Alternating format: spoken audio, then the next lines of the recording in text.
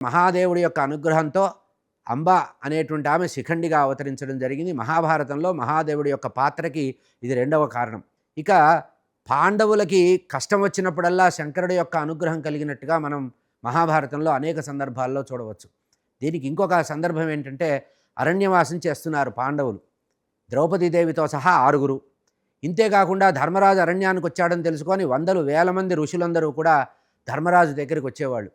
ఆ తర్వాత ద్రుపద మహారాజు తన యొక్క కుమార్తె అయినటువంటి ద్రౌపదీదేవికి ఇబ్బంది కలగకూడదని అంతఃపురం నుంచి కొంతమంది పరిచారకుల్ని కూడా పంపిస్తుంది. ఇట్లా కొన్ని వేల మంది ధర్మరాజు అరణ్యవాసం చేసే సందర్భంలో ధర్మరాజు దగ్గర చేరారు. అంటే రాజ్యం చేసే రోజుల్లో అయితే సంపద ఉంది, అందరికీ భోజనం పెట్టవచ్చు.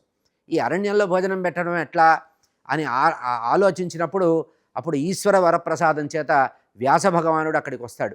వ్యాస భగవానుడు వచ్చి ఆ శంకరుడు యొక్క రూపమే ప్రతిరూపమైనటువంటి సూర్యభగవాను ఆరాధించు. ఎందుకంటే సూర్యభగవానుడు ఉదయము బ్రహ్మగా, మధ్యాహ్నము శంకరుడుగా, సాయంత్రము విష్ణుమూర్తిగా ఉంటాడు.